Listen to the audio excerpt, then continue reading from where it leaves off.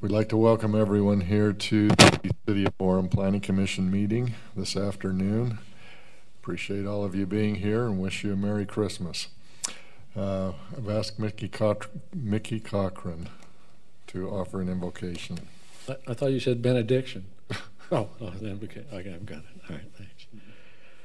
Heavenly Father, we're just grateful for this city in which we live, for opportunity that we all have to serve in various capacities. And we all desire that Orem becomes a wonderful place, not just to live, but to be. So we would pray that as we deliberate this afternoon and perhaps evening, that we might have a good spirit about us, those who here on the council and those who serve in the city and those citizens who have come here to participate. May we be cordial and kind and thoughtful one to another when we say this in the name of Jesus Christ. Amen. Amen. Thank you. I remind everyone that this meeting is being recorded and broadcast on YouTube. And with that, we will take item 3.1.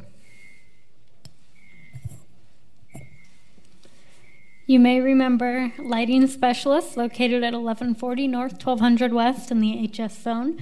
They were here in October requesting a text amendment, and that was granted. And so now they have just come back for site plan approval. So once again, on the left is your zoning map. You can see the pink is the HS zone, and that's where these guys are located. And then on the right, you can see the overhead that also shows the residential next to it. And here is the photo as you're looking into the property. So in that rear corner back there is the requested location of the carport.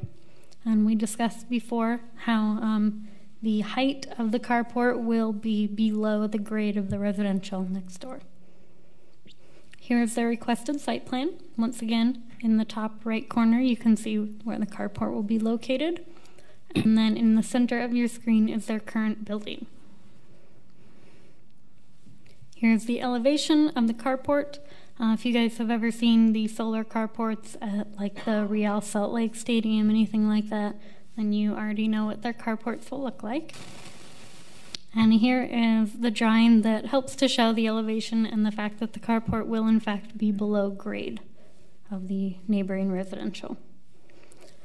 So the Development Review Committee has determined that this request complies with the Orem City Code. Staff recommends approval of the site plan for lighting specialists located at 1140 North, 1200 West in the HS zone. Do you have any questions? So if you go back to the aerial photograph that shows the property line on it, the carport extends across the property line, correct? Because it looks like it shows it going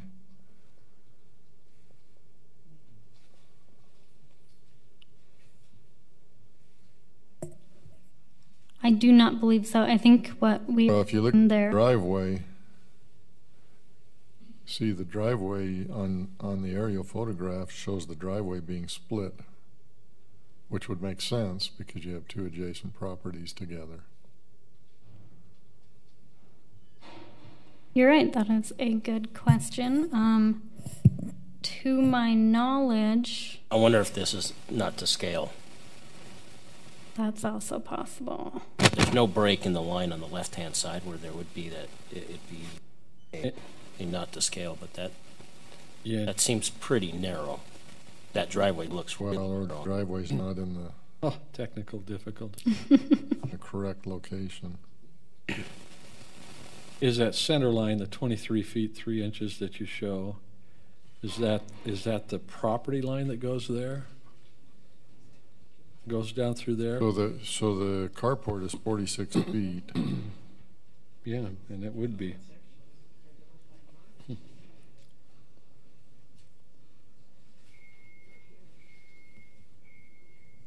This has not come up before, but you're right, it does appear that it goes across both property lines.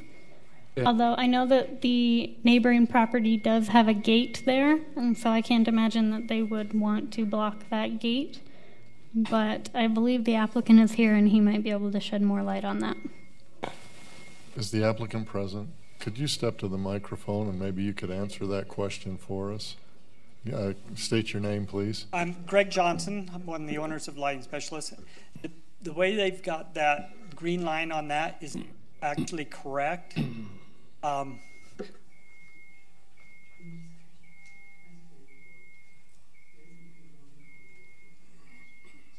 Okay, so he is stating that on parallel with the building to the north, the property line actually goes up to that, what is that, the southeast corner, and then over across the gate and back down. So it isn't shown correctly on this aerial photograph. Right, yeah, the green line's not correct. It, like I said, it has a jog there. My property line goes to the fence and then goes across where the fence is, and then it goes down. So there's just along the front of the building there, of the building adjacent to me, is the park for their parking, and then they also own the compound there on the right side of their building. So their parking is along their south side. Yeah, well, they have the south side of the building, along the front of their building, and then the compound, and then they also have parking on the north side of their building. Yeah, just like she just read. Something like that. Yeah, that's the correct. So in that case, then your carport would not be, it would all be on your It would be all on my property, yep. Okay. Are there other questions either for Ms. Haycock or the applicant? No, I like the idea of having the photo showing the different grade levels so that you can actually see why the exception's being made to add that carport with those solar panels. So I think that works out really well. Yes. And how he's described it is correct. His county property line does go up to the fence, so it would totally be on his property. Okay. Excellent. Good. Just when that came up, I thought at it several times. It never. Okay. Any other comments or questions? This is a site plan approval, so the final approving agency is, or entity is, the Planning Commission. Is anyone prepared to make a motion? I'll make a motion. I move that we approve the site plan for lighting specialists located at 1140 North, 1200 West in the HS zone. Ms. Jeffries has made a motion. Is there a second? I'll second. Mr. Iglesias has seconded. All in favor? Aye. Any opposed? Thank you. Item 3.2 is the Planning Commission calendar for 2018. You can see there the dates that are proposed. Are there any questions or issues associated with those dates? Okay, anyone like to make a motion? I will move that we approve the 2018 Planning Commission meeting schedule. Mr. Moulton has made the motion to approve the schedule. I will second that. All in favor? Aye. Any opposed? Thank you. The next item is a public hearing at 5 o'clock. So, are you ready, Christian? I'm ready, but I believe we have to wait till 5 o'clock. No, we have to wait for the public hearing. We have to wait. Oh, so do we have to wait for the presentation? For the presentation as well. Oh, okay. Okay. So, let's do the minutes. no, maybe we can pump in some ESPN. Maybe there's some ball game or something we can watch in 10 minutes. The jazz playing? Okay. They are. Yeah. We have the Planning Commission meeting. Oh, where'd they go? They're back here. Oh, she sent us the updated one too. Yes.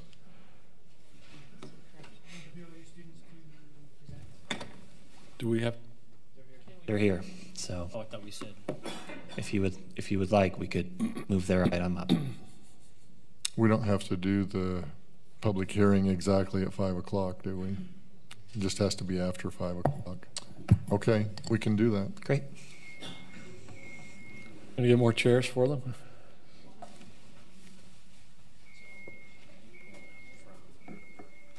Do you do any a cappella, by the way?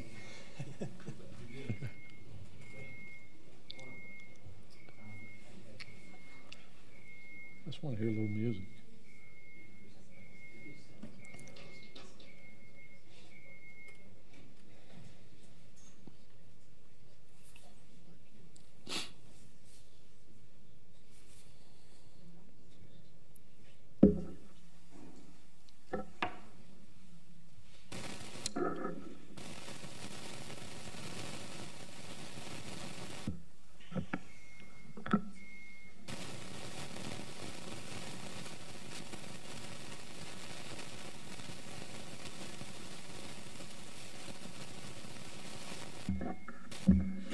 Okay, so while this loads up, let me give you a brief introduction to our BYU student group. This is a group from Michael Clay's 510, what is the course name? 510, their professional project, right? Professional, they're nearing the completion of their coursework as part of the planning program at BYU.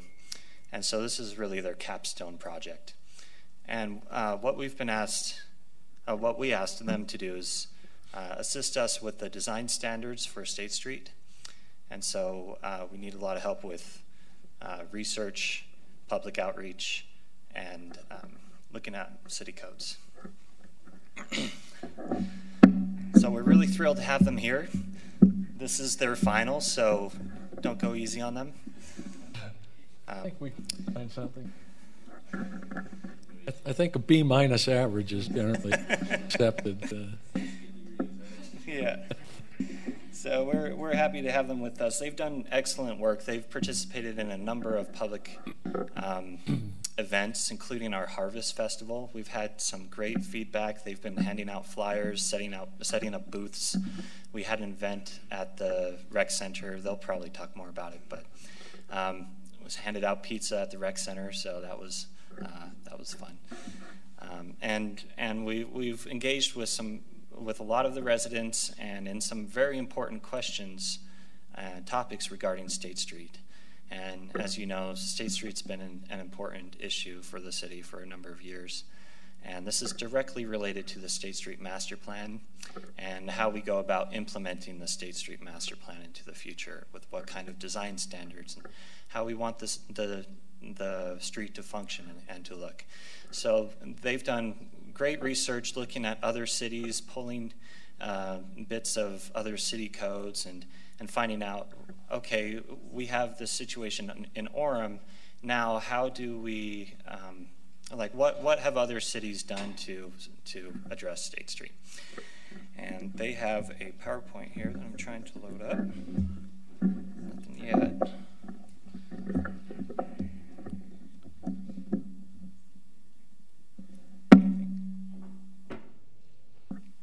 Have to bear with me for a second.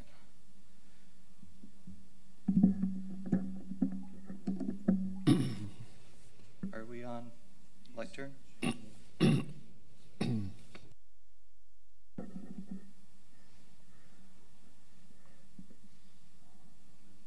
Anything? Oh, there we go.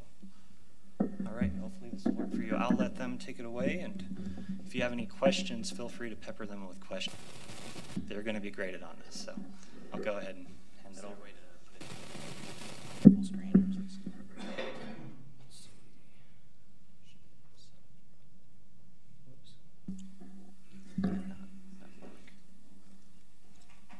This will do good. This will work. Yep, this will work.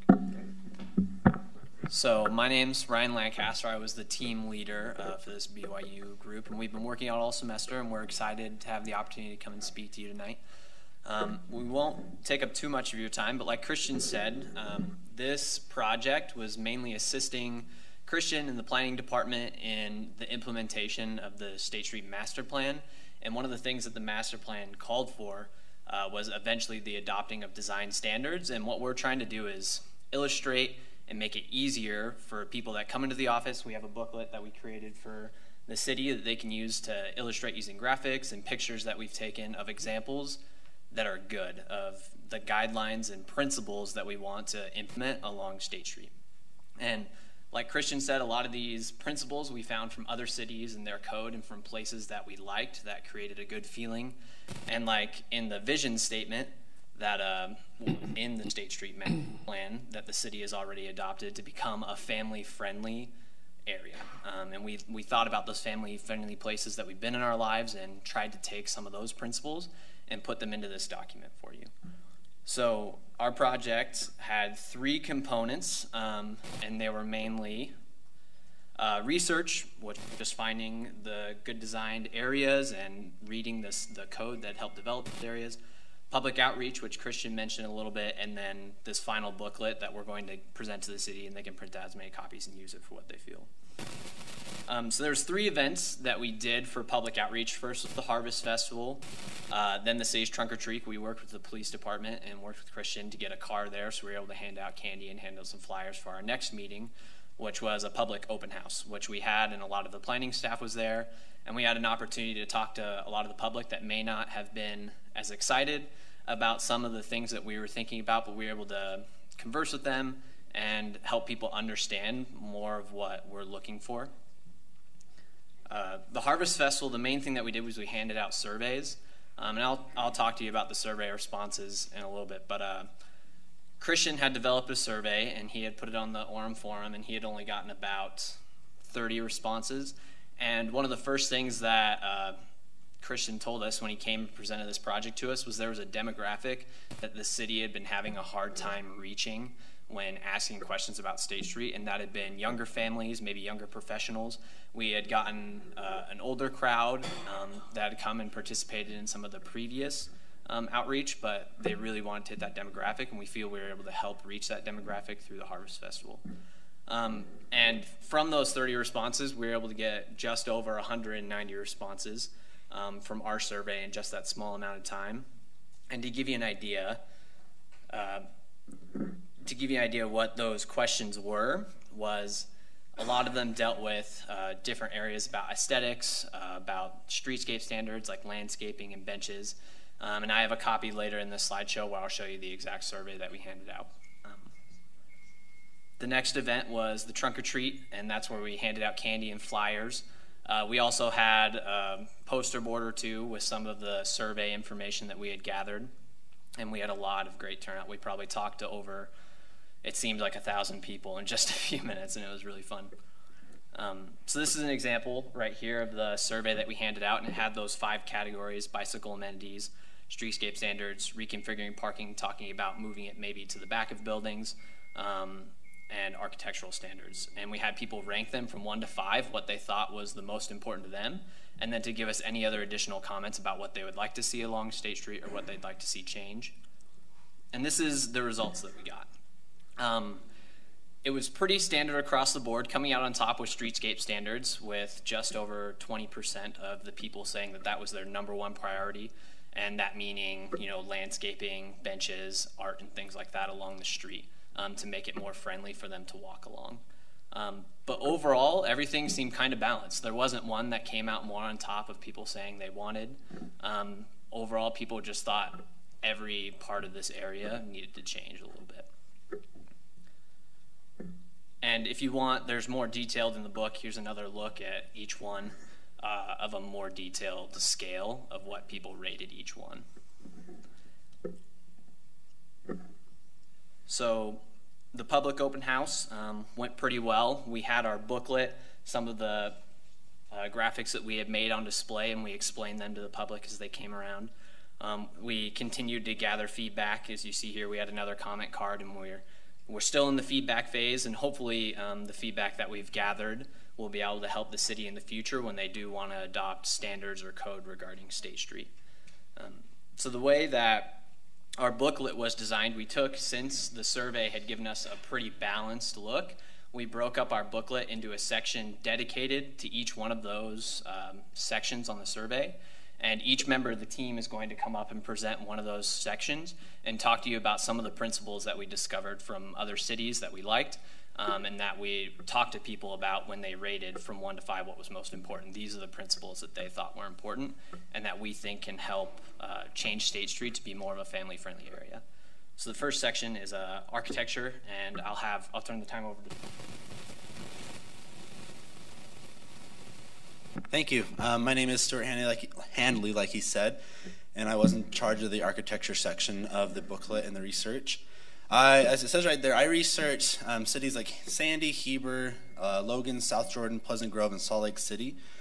Went through their design standards that they had and the code that they had to kind of get a feel of what these other cities in Utah were doing in regards to commercial design standards on their busy areas. Just because I know Orem, we don't really want to lose the identity of being a Utah city, and so I didn't really look too much into other cities outside of the state or out of the country. I also took a lot of photos of State Street. I drove from Provo all the way through Orem, all the way up into Midvale, and then parts of Salt Lake City, just taking pictures of what I thought were good examples of what the city's looking for, and even some bad examples of what the city's not really looking for, just to give developers an idea of good architectural design and maybe things that the city would rather stay away from. So just press it. Okay, cool. So I don't know if I have a ton of time to go through and talk about. There's like a lot of aspects to talk specifically about architecture. But the idea of the architecture section is to make sure that State Street works at a pedestrian scale as well as at an automobile scale. Right now, State Street mainly functions more on an automobile scale, and it's not really a place that people tend to walk. When we were doing our public outreach, I talked to a lot of people, and it seemed to be a common theme through conversation that people don't really spend a lot of time walking across State Street or walking along State Street. So the idea is that with setbacks, bringing buildings closer to the road and making it more pedestrian welcoming and accessible to the pedestrian scale. Let's see. I'm just going to skip some of these, but one of the aspects is entrances, and making sure that our entrances aren't super spread out, and making it so that a pedestrian doesn't need to walk for really far distances to get from one entrance to another entrance. When you look at even around where the Shopco area over here, it can be a long distance, and there's no entrance on the State Street facade, and it just makes it more accessible to a person walking or coming off of a bus to get into a store. One of the ideas I saw in a lot of different codes and some of the ideas that Christian had is that these corner entrances are actually really neat because it can provide access to two streets as opposed to just a singular street. And another aspect that I saw a lot was the idea of having recessed entrances within the facade. As you can see right here, there's like an archway covering the entrance. One of the ideas as well is massing, making sure that buildings have a distinct base and a distinct bottom. A distinct base and a distinct top. Making sure that there's a facade change above, well, there's a third story or whatever it might be. But this kind of creates, I don't know the words I'm looking for, but makes it more appealing to a pedestrian and to cars, and making them not appear so large. It kind of breaks up the design, makes it more interesting as well. The idea of focusing on facades, making sure that it's not just the front of a building that's your emphasis of detail, but it's all sides of the building that are viewable from the right-of-way, that they receive equal design consideration, and you're not just leaving out sides of the building. This makes it, I think it's look nicer, more aesthetically pleasing, as well as being more practical. Let's see. Windows, awnings, and shutters. The idea of having windows at the pedestrian level puts eyes on the street, as well as draws interest into shops and into buildings. So having ground level details creates a more pedestrian friendly atmosphere. Let's see. And I'm going to turn the time over to Chris to continue. He's going to continue talking a little bit about more of these architectural standards. Good afternoon. My name is Chris Van Aken. I have focused primarily in the research phase on the bicycle amenities section of this booklet, but during public outreach, I've been tasked with helping with architecture as well, just because of the sheer size of this section. So as far as materials go, they're one of the more important elements in architecture. You want a building that catches the eye. You want a building that looks and functions well. And that increases property values. That brings more businesses to Orem. And that brings more activity to the businesses that are following those standards. As far as color schemes go with buildings in Orem, the colors should primarily consist of earth tones, just going with the mountain aesthetic of Utah. Nothing that pops too much, because, I mean, if this were Key West, okay, maybe. But we want a more mellow theme, and any extreme colors are just in signage only. So for balconies, they make sense in a place where the street front is a destination rather than a place to avoid. And since we're moving toward more of that with State Street, we have some standards for balconies in the booklet. For drive-through structures, one of the things that we've focused on specifically is making sure that we are creating a place. I mean, the overarching theme is creating a place where pedestrians want to be. And if you're a pedestrian, you don't want to walk past 3 different drive-through entrances in the same block. So one of the things specifically that we focused on is putting drive-through entrances in the rear of the building, not on the front facade. For roof lines, if you think of iconic boulevards or iconic downtowns around the country, one of the most important things is variety. So we focused on variation of roof lines to reduce the massive scale of some of these buildings. Because, I mean, some of these buildings are going to be enormous, but they can have variety, so it's not just this behemoth that makes the block look awful and not pedestrian friendly. Sorry, I'm struggling with the touch screen here. There we go. All right, now I'll turn the time over to Ryan McKell to talk about streetscape. Thanks, Chris. So I was tasked with dealing more with landscaping, streetscaping, and open space for the State Street region of Orem. And as I was studying State Street, I noticed there isn't a ton of open space where people or families can gather. And I also studied what's being done at University Place and that open space, which looks awesome and I think could be implemented in other regions of State Street, because it just provides that place where families can gather. And we know with Orem's vision statement that family is the major draw, that they want to keep that family-friendly feel. So by creating more regions of the city like Orem is currently doing with University Place, they can provide that to the families of Orem that are so prevalent in the region. Another aspect in these design standards deals with streetscape, and that mainly focuses on elements like street trees, pedestrian furniture, or other elements that go along the street that make it much more interesting or comfortable for the pedestrians. And in this image behind the text, it shows a gap of like 40 feet, and that is not like a concrete definite spacing, but spacing trees about 40 feet provides a nice canopy to make it comfortable for pedestrians walking along the businesses. And it also provides people driving to be able to see the buildings. So it's not blocking the cars driving from viewing the businesses, but it makes it much more comfortable for the pedestrians that decide to walk up and down State Street, which currently there aren't many pedestrians that decide to walk up and down State Street. And I think adding these elements would greatly improve that. When dealing with landscaping, I studied areas around Orem, like Provo, like Salt Lake, and also cities with similar climates. I studied Meridian, Idaho, because that's where I'm from.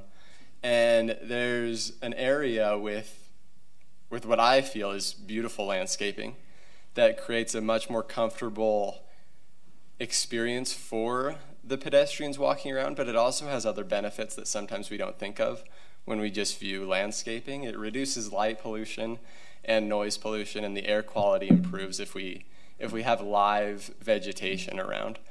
And landscaping is a huge aspect to just improve urban areas that sometimes can be overlooked. There we go. Something that Orem has done well that I have noticed is dealing with screening. There's a lot of needs businesses have that aren't exactly the most visually appealing, like dumpsters, loading docks, or machinery that are vital to the business, but pedestrians don't exactly enjoy walking past loading docks. And the image behind is actually Target right up the street from us. And behind that wall is their loading dock, which can be hard to find because they did build that wall and put landscaping in front of it. It just creates that nice aesthetic appeal so that if you didn't know there was a loading dock there, like, it wouldn't affect you. So screening some of the less desirable aspects of businesses will help with that aesthetic appeal and pedestrian friendliness that helps a city. And finally, in helping create a sense of place in Orem, we feel that the introduction of gateways or tower structures or large sculptures in certain regions can help concentrate people to those regions and form that sense of identity, whether it be a large structure at the city entrance or sculptures or entryway signage, just to create a sense of place and pride in Orem. And I'm gonna now turn the time over to Alicia to talk a little bit about parking and ways we can improve.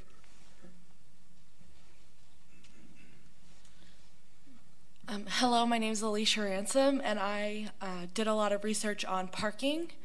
For parking, one of those biggest challenges that we face is balancing the need for parking with oversupply of parking. And one of the things that Stuart talked about was moving buildings more towards the sidewalk and reducing the setback, which would push parking to the rear of buildings. And with that would help improve safety by pushing access points to side streets so that pedestrians have that whole frontage of the building to walk, and cars don't need to turn directly onto State Street, because that has been a problem that a lot of people pointed out when we were speaking to them during public outreach. And then having landscaping in the parking areas, which would include deciduous trees to create an overall more aesthetic feel, and also buffer cars from each other to protect both property values and the cars. And as State Street becomes more of a center, more than it already is, as the density increases, if that is something that happens, parking structures may need to be something that businesses need, and as parking structures are built, they should be done with proper screening, because the proper screening allows for a more pedestrian aesthetic, and it also makes it feel safer, and the overall aesthetic of the area is improved. And then in the parking structures, level parking areas is safer for pedestrians and creates less sense of cramping in the parking structures. And when possible, street frontage can double as commercial uses. So along there, it's not just this big long structure, there's actually a use for it. And that also helps the parking structure be viable as a commercial property. And one of the things that we found that would be useful for businesses is to have shared parking requirements. So between adjacent uses, the businesses can agree to share their parking requirements, so determine how much parking they need between them during each peak hour of business. And especially this will work if there are alternating business hours. And through that, and they can create a parking agreement to share parking, and that lessens the burden on businesses and lessens the oversupply of parking. Now, Chris Van Aken is going to talk about bicycle amenities. Hello again. I'm still Chris Van Aken, except now I'm here to talk about bicycle amenities, as Alicia said. So when I was researching this section, one of the things I did was focus on cities that had impressed me with their bicycle facilities and the amount of complete streets that they had. And so cities that I've traveled to and experienced like that included Toronto, Portland, Oregon, Chapel Hill, North Carolina, San Francisco, places like that where it's a viable place for pedestrians, a viable place for cars, and it's a viable place for cyclists as well. Now, State Street does not exactly fall in that upper echelon of complete streets as it stands, but it's a process and it's something that we want to help work towards as well. And so that's where a lot of these focus points come from. So some of the more important elements for bicycle facilities, one of the main ones is that they should be theft preventative, meaning it should be a place where cyclists feel comfortable parking their bike. They know it's not going to get ripped off because of the design of the facility. That would mean things like thick pipe, places where you can, multiple points of contact for a lock on the bike rack, things like that. And so another element of that is placing them close to businesses so that you can ride your bike to the storefront, lock up to the bike rack, go on in, and it's not an ordeal as it is in some places. Another area of focus was long-term bicycle parking. This is mainly targeting commuters, people who would ride their bike to work at 7 in the morning and leave at 5 p.m. and would want a place where they can safely keep that bike in that amount of time. And so in the picture in the background, that's an example of lock boxes at the UTA station. They lock, obviously, and you can keep your bikes there. They're safe, they're weather protected, and that encourages commuters to use their bikes because, once again, they feel safe leaving those bikes there and they feel like it's a viable option. And so for bicycle racks themselves, one of the things that we focused on was intertwining that with the streetscape, because the most effective bike racks are there in the front of the store adjacent to the street. And so one of the main things we focused on was making those both functional and artistic. The one in the background is, obviously it's a little sculpture, I suppose that's the word, of a bike, but it functions as a bike rack as well. It's right there on the street. Once again, you can ride right up to it, lock up, head into the store. It's about a 30-second process. So that is all for bicycle facilities, and I'll turn the time over to Claire Haig for signage. I just wanted to bring in the season with my section. So for signage, we wanted signage that kind of encouraged a better impression of the business itself and made State Street more aesthetically appealing. And this is a freestanding pole sign, actually, this North Pole sign. And State Street has a lot of freestanding pole signs. And the purpose of, the reason we have so many is because the buildings are set so far back that you can't see them. You can't see the sign of the building in the frontage. So what we're proposing is to kind of discourage the use of these once we have new guidelines in line, because the buildings will be closer to the front, so you don't need a pole that's so high up so people can see it because they can already see the building.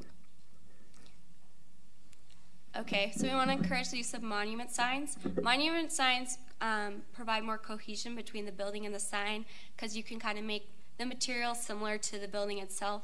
And it also allows multiple entities to use the same resource, which frees up more space for parking and for other landscaping and things like that.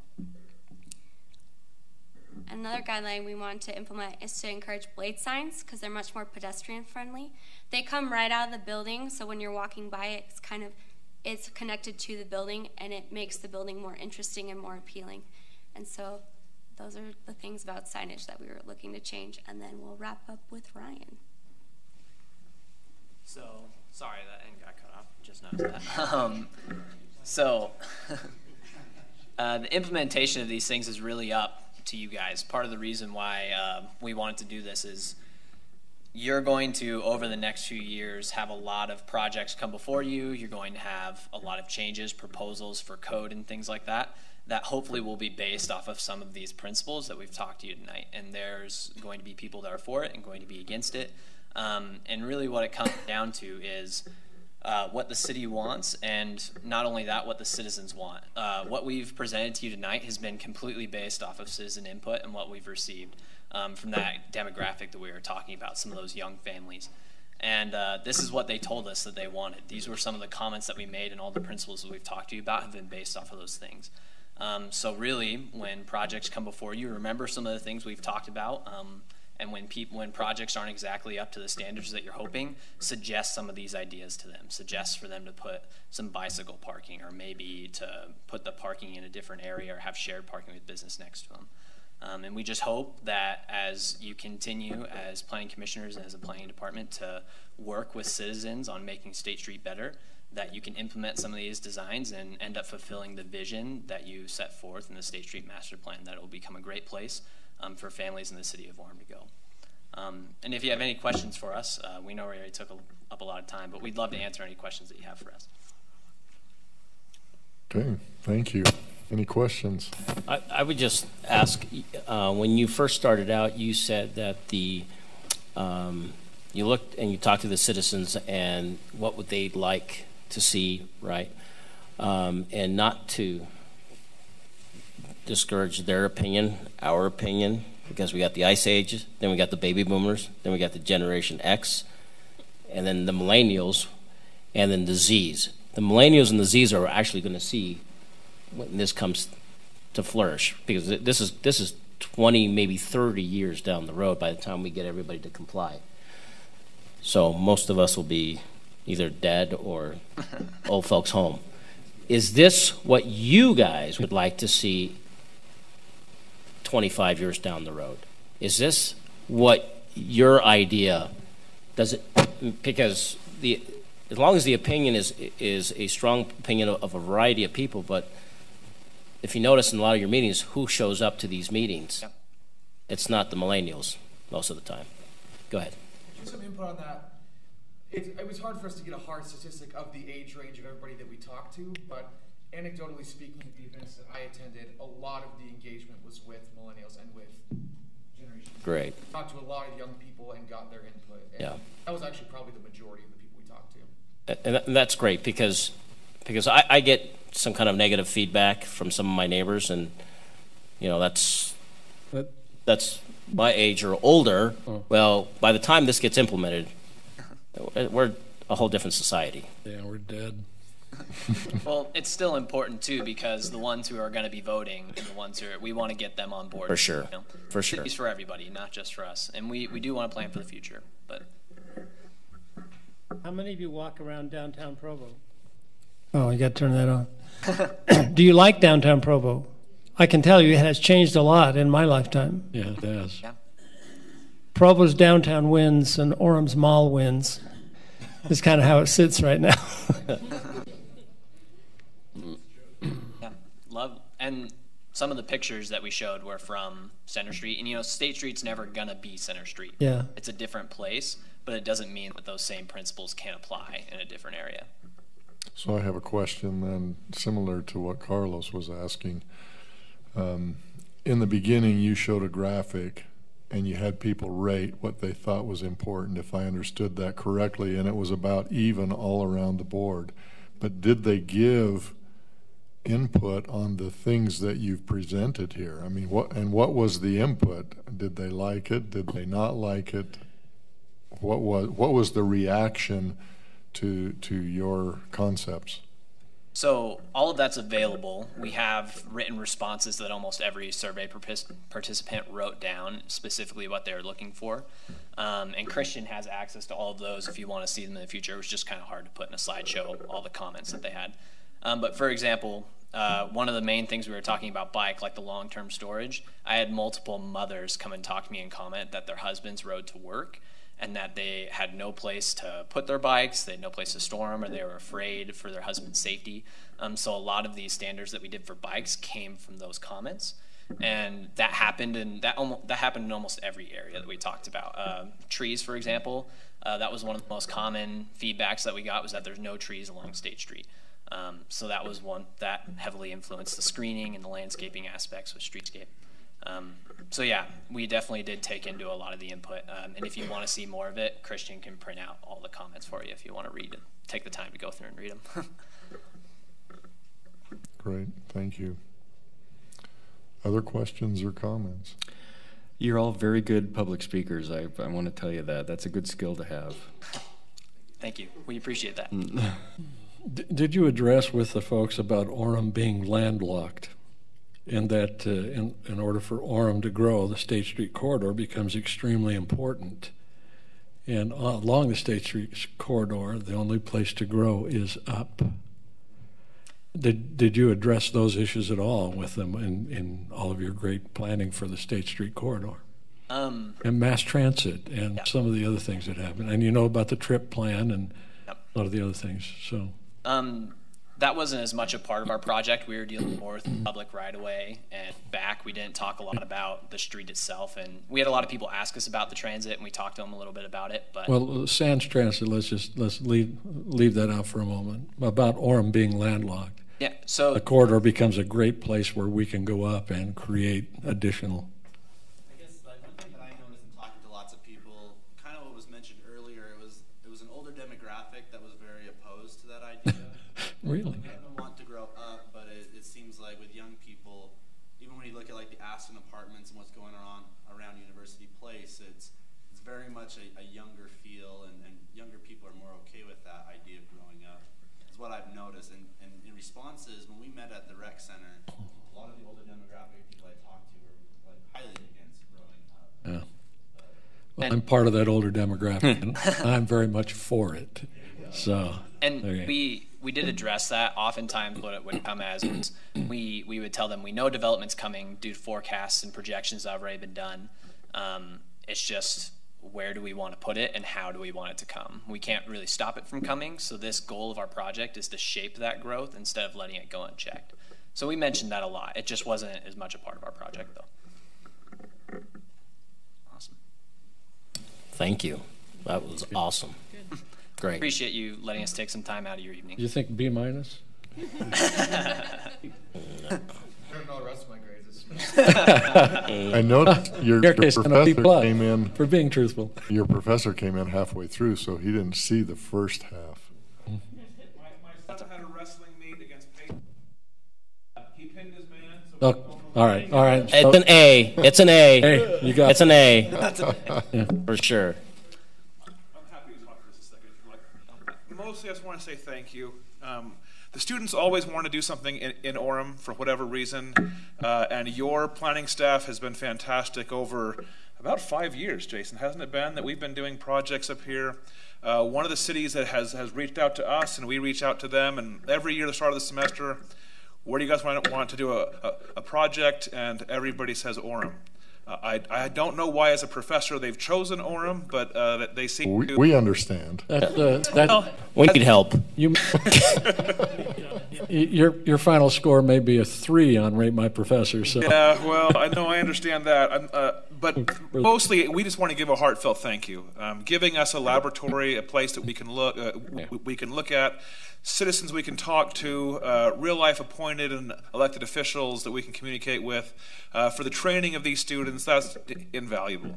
Your time, I know is precious, but the fact that you give some of that to us, to the BYU program, just means a lot. It means a lot to me personally. It means a lot to the students. These are experiences that they will remember. Some of you will see this posted on Facebook later, but in positive terms. Again, just thank you. And to the staff, to Jason and Christian and their staff, Great job. They're there for us time and again. They come into our classrooms, they lecture and work with our students one-on-one. They allow us to come up here. Just a tremendous asset that we have this public-private partnership between the university, which is a private entity, and the municipality, which is a public entity. I was in the car today with some other students. We just finished a project in Eureka. We updated their general plan. And I asked them, where do you guys want to work next? Because in the 410 class, we have to do another project next semester. And they said Orem. And I don't know how to get them off Orem, but Kirby presented this idea of doing a zero-scape ordinance for the city of Orem, and I had 3 students say, I would really like to pursue that next semester. So you may see us again, fortunately or unfortunately, but Orem has become a laboratory for us that we greatly appreciate. Great. Thank you. Thank you, too. Thanks to all of you for coming. Appreciate all your work. Yes, if I could just quickly add my 2 cents and my thanks to this student group. They're to be commended, really, for their work. They've put in a lot of hard work, and this booklet that they've created, we'll share with everyone here tonight, and the survey results. And that booklet, we're really hoping to use as a foundational document to help with our future code writing. And as we continue to implement, step by step, these different aspects of the State Street master plan. So it has real world application, and hopefully this makes it to a few of your resumes and grad school applications as they're all moving on in transition right now. But we greatly value the relationship we have with the university, and we hope that this continues. They've done fantastic work. Great. Thank you. Before we move on to the next item, I apologize profusely for not welcoming Ross Spencer as a new member of the Planning Commission. About halfway through the presentation, I realized that I had neglected that. But welcome, we're happy to have you here. Okay, item 4.1. If any of you would like to stick around, here's the nuts and bolts of what we do. Item 4.1, give me 1 second, please, if we can get this going. Could you switch, Tina? Thank you. Perfect, thanks.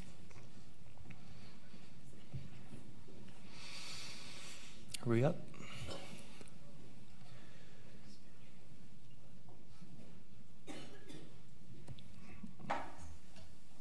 Here we go. Item 4.1 is a public hearing for JDR Resources LLC. They have requested that the city amend section 2253A in the city zoning map by changing the zone at approximately 905 South Geneva Road from the R12 to the PD33 zone. The parcel in the parcel for this proposed zone change is approximately 3/4 of an acre in area. It is a triangular piece just south of the existing hub proposed plan. This last piece was previously owned by UVU.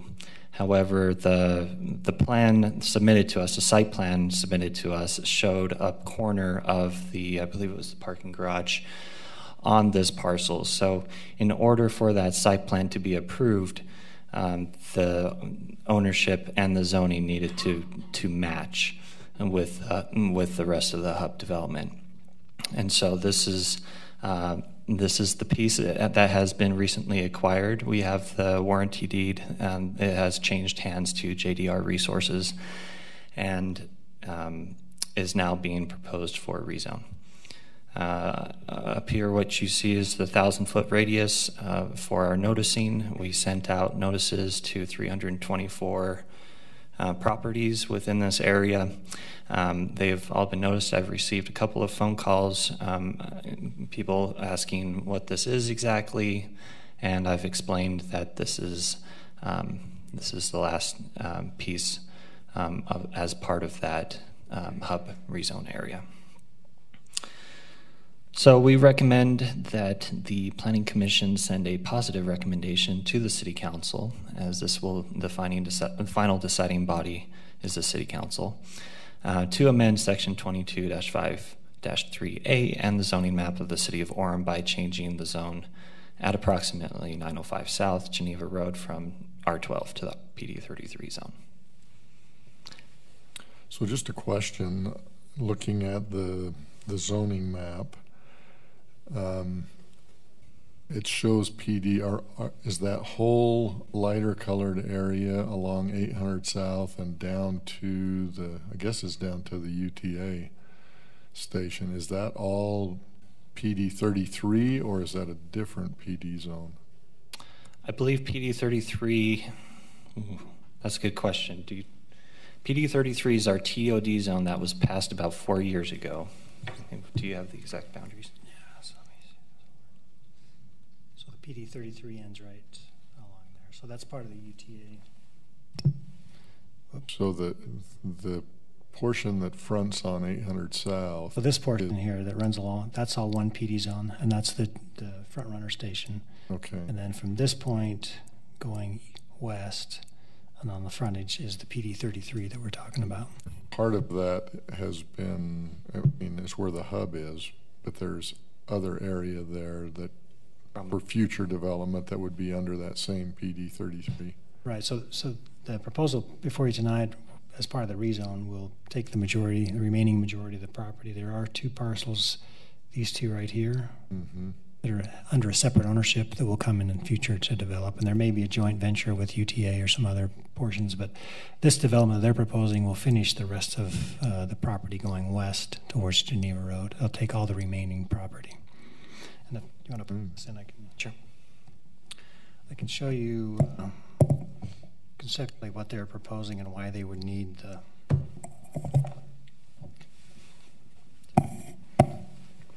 Okay, I'll scoot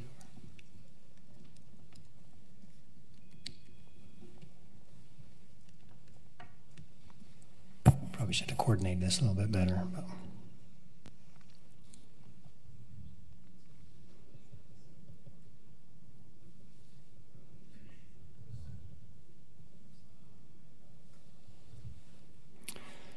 You can see this is their proposed project, and the triangle outline below is why their parking structure, you can see, actually projects into this property they're trying to rezone.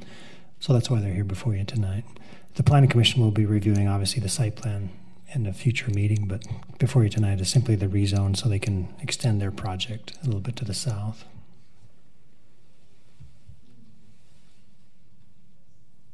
Thank you.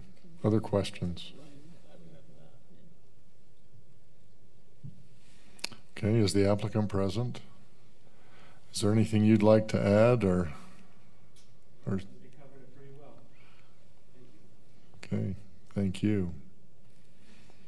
Okay, this is a public hearing, so we'll go ahead and open the public hearing and invite anyone who would like to speak to this rezone item to step to the microphone, give us your name, and limit your comments to 3 minutes.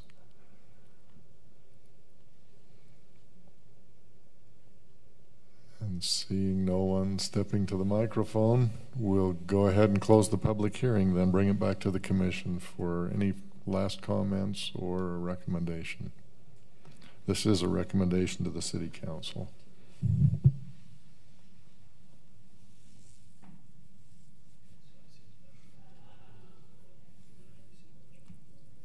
And you can see where that building is going to come in and touch that. That building hasn't been built yet, has it? No. One of the requirements, obviously, as we've gone through the design standard or the site plan review, is the fact that it was projecting over the property, and so they've been working the last several months with UVU to purchase the property.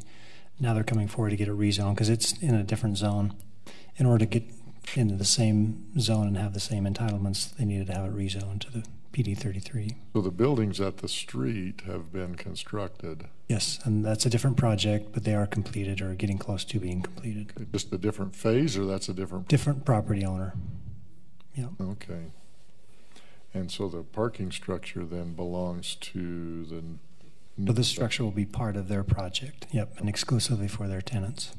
So then after there's this rezone, then they'll have to plan Yes. to do. And they'll come back to Planning Commission, I would imagine, within 6 weeks or so. Okay. Was this, was it an oversight? Did they just realize that they couldn't quite build the building they needed to without going over that property line? There were some groundwater issues initially where they've tried to do some things and the city required them to make some changes, and they had to expand a little bit and shift things around, and it actually forced it a little bit to the south. The original application fit on the site because of some of the restrictions of the site itself, physical restrictions. They've had to modify it and change it.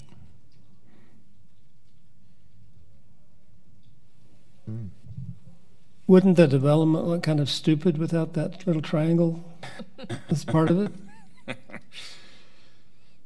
Yes. Yeah. UVU must have agreed because they've sold the property. Right. Yeah. It would be pretty worthless to UVU.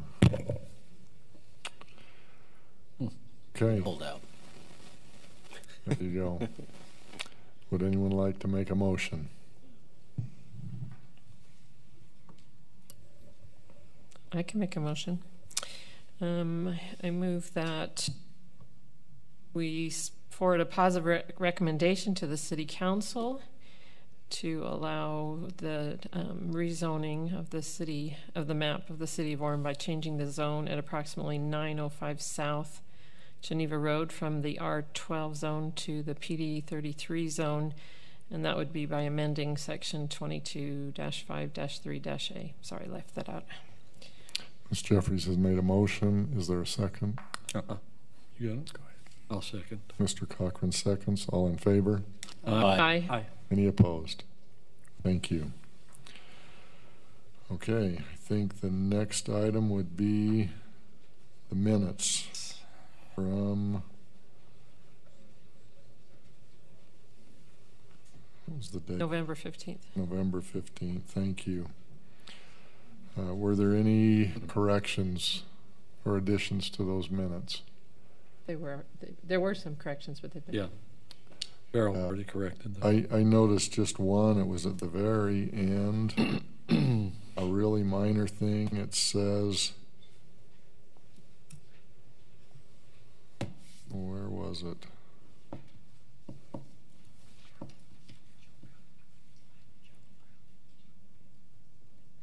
Well, since I can't find it now. It must have been very minor. It was, well, it was a comment from Becky, and the next sentence said oh, there it is. It's in the last, no, that's not it. It was just a he to a she, and I do not know where it is now, so. Oh, it's on line 24, page 4. He then moved the planning commission.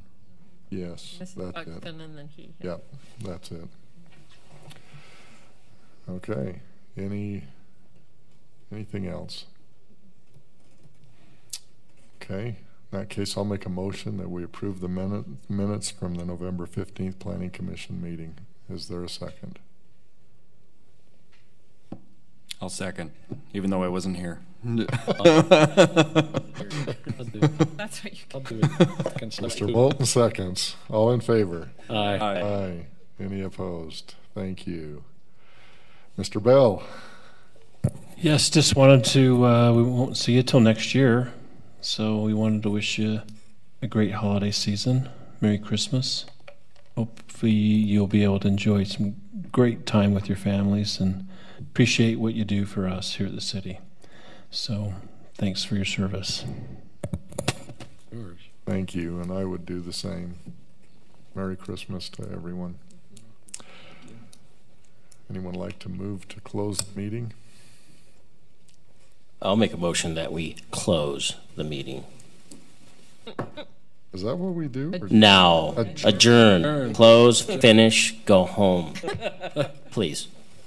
Thank you, Mr. Iglesias. Is there a second? Second. Mr. Spencer seconds. All in favor? Aye. Aye. and no one would be opposed. Hey, Bill, I don't remember anything on that metal gold property. What's going on? Really?